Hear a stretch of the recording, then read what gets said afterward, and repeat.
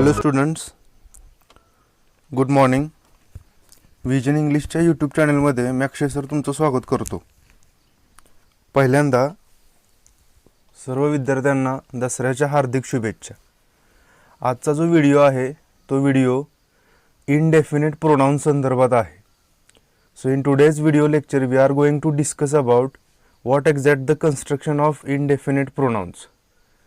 So indefinite pronouns त्यांच्या नावामध्येच लपलेलं आहे, जी प्रोनाउन्स डेफिनेटली यूज केली जात नाहीत.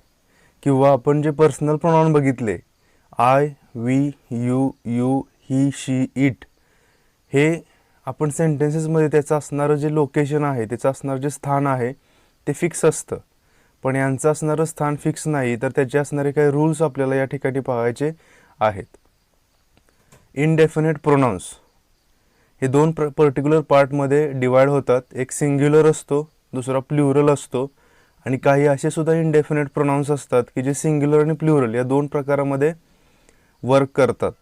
सिंग्युलरमध्ये another, anybody, anyone, anything, each, either, everybody, everyone, everything, little, much, neither, nobody, no one, nothing, one, other, somebody, someone, something, हे जे काही प्रोनाउन्स आहेत म्हणजेच वनवाले शब्द, थिंगवाले शब्द आणि बडीवाले शब्द, हे सर्व असणारे जे प्रोनाउन्स आहेत हे इनडेफिनेट प्रोनाउन्समधले सिंग्युलर प्रोनाउन्स असतात, म्हणजेच एकवचनी प्रोनाउन्स असतात. आता यातले जे प्लुरल प्रोनाउन्स असतात त्याच्यामध्ये बोथ हा एक आहे, फ्यू, मेनी, ऑदर्स, सेव्हरल, आणि काही असे सुद्धा इनडेफिनेट प्रोनाउन्स आहेत की जे सिंग्युलरमध्ये पण फंक्शनिंग करतात आणि प्लुरल म्हणून सुद्धा यूज केले जातात. त्याच्यामध्ये ऑल, एनी, मोर, मोस्ट, नन, सम आणि सच असे काहीतरी प्रोनाउन्स आहेत. सो या प्रोनाउन्सचे असणारे एक्झॅक्ट स्थान काय किंवा त्याचं असणारं वर्बशी असणारं कनेक्शन काय आहे ते आपल्याला या ठिकाणी बघायचं आहे. इनडेफिनेट प्रोनाउन्स यांचं जे स्ट्रक्चर्स असतं ते स्ट्रक्चर्स मी तुम्हाला सांगतो. जे बडीवाले शब्द असतात, वनवाले शब्द असतात आणि थिंगवाले शब्द असतात. म्हणजे कुठले? Everybody, somebody, anybody, nobody, everyone, someone, anyone, no one, everything, something, anything, nothing आणि वन, हे जे सर्व असणारे जे प्रोनाउन्स असतात हे ज्यावेळी सेंटेन्सेसमध्ये सब्जेक्टचं फंक्शन करतात, म्हणजेच कर्त्याचं फंक्शन करतात, त्यावेळी या सर्वांच्या नंतर येणारा जो वर्ब असतो तो कशा फॉर्मॅटमध्ये असतो, तर एमिजारपैकी इज येतं, हॅव हॅजपैकी हॅज त्या ठिकाणी यूज केलं जातं, डू डजपैकी डज वापरलं जातं, वॉज वरपैकी वॉज वापरलं जातं, हॅड यूज केलं जातं आणि शॅल हॅव विल हॅवपैकी विल हॅव त्या ठिकाणी यूज केलं जातं.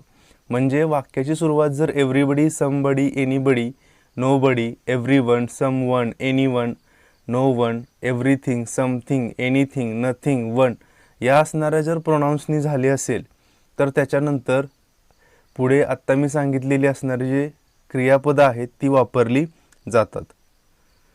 नेक्स्ट एक स्ट्रक्चर या ठिकाणी तुम्हाला मला सांगायचं आहे ते म्हणजे जर वाक्याचा जर सब्जेक्ट म्हणजेच कर्ता जर आहे, तो कर्ता both, few, many, several, all, more, some, any असा असेल.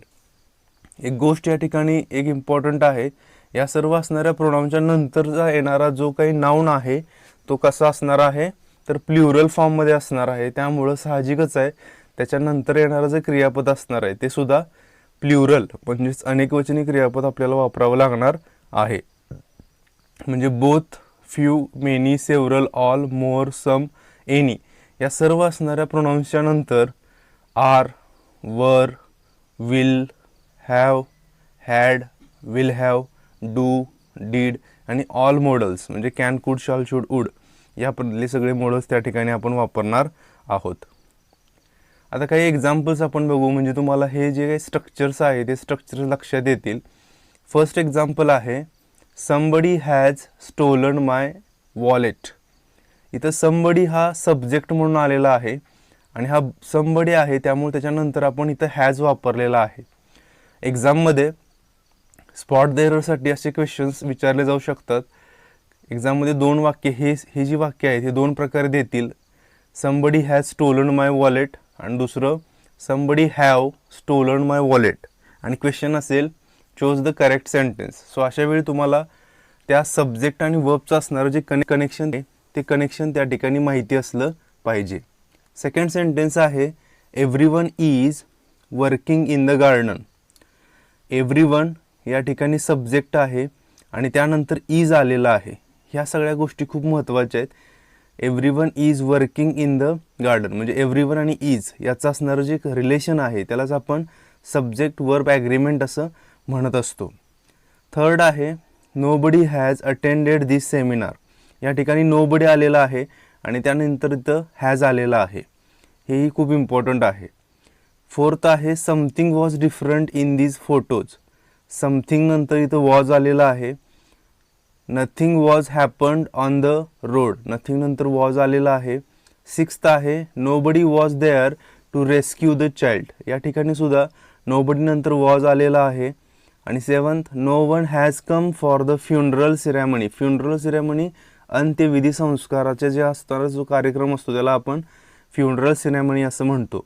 इथं सुद्धा नो वन नंतर हॅज आलेला आहे. आणि 8 नंबरचं एक्झाम्पल आहे anybody can sing in this function. So इथं एनीबडी नंतर कॅन म्हणजेच मॉडल आलेला आहे. मॉडल हे ॲज इट इज सगळे एकसारखे वापरले जातात. पुढं आणखीन काही इंडेफिनिट प्रोनाऊनचे असणारे एक्झाम्पल्स आहेत.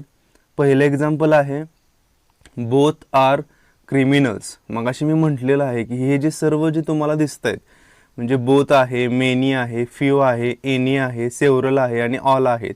हे सर्व जे आहेत हे प्ल्युरल फॉर्ममध्ये असणारे इनडेफिनिट प्रोनाउन्स आहेत. त्यामुळे बोथ नंतर या ठिकाणी आर आलेला आहे म्हणजेच कसलं तर अनेक वचनी क्रियापद आपण म्हणजेच प्ल्युरल वर्ब वापरलेला आहे.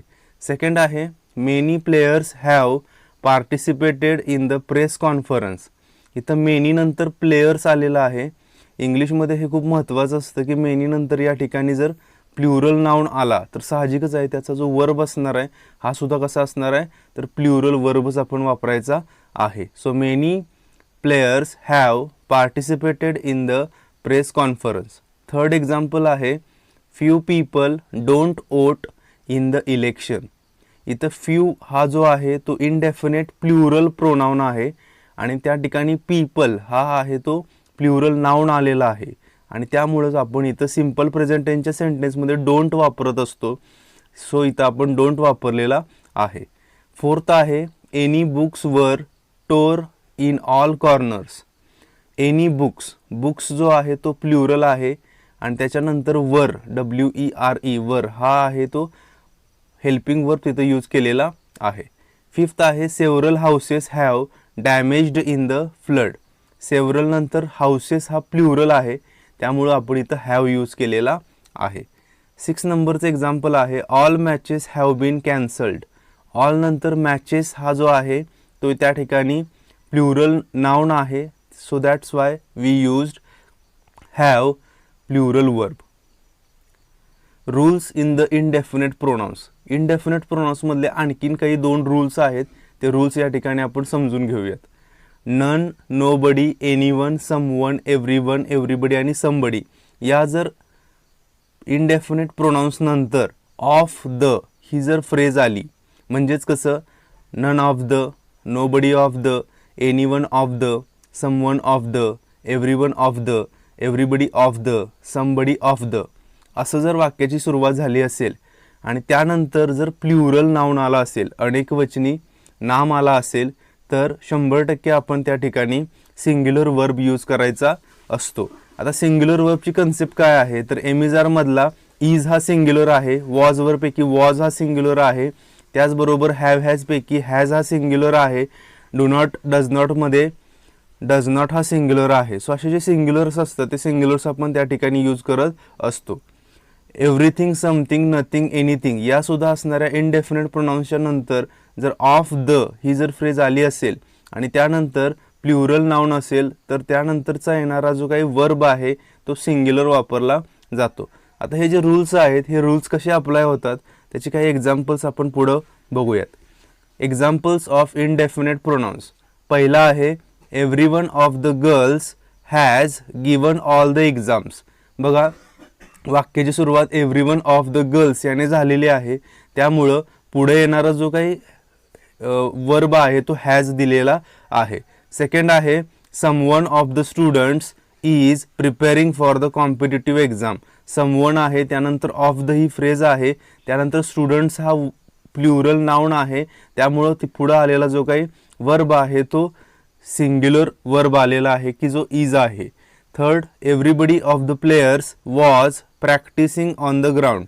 एव्हरीबडी, त्यानंतर ऑफ द ही फ्रेज आहे, प्लेयर्स हा प्लुरल नाउन आहे, त्यामुळं पुढं असणारा जो काही वर्ब आहे तो आपण सिंग्युलर वापरलेला आहे की जो वॉज आहे.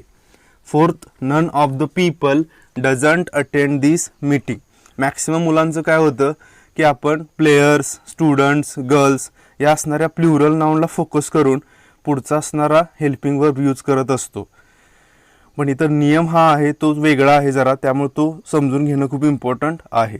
म्हणजेच नन ऑफ द अशी वाक्याची सुरुवात आहे. पीपल हे प्लुरल नाउन आहे, so that we used doesn't here attend this meeting. Fifth आहे everything of the matches. Everything of the ही फ्रेज आहे, मॅचेस हे प्लुरल नाउन आहे आणि त्यानंतर आपण हॅज वापरलेला आहे. I hope you understand this video lecture very well. Sir तुम्हाला ही जर व्हिडिओ आवडली असेल तर ती सबस्क्राईब करा आणि तुमच्या असणाऱ्या मित्रांना ती शेअर करा.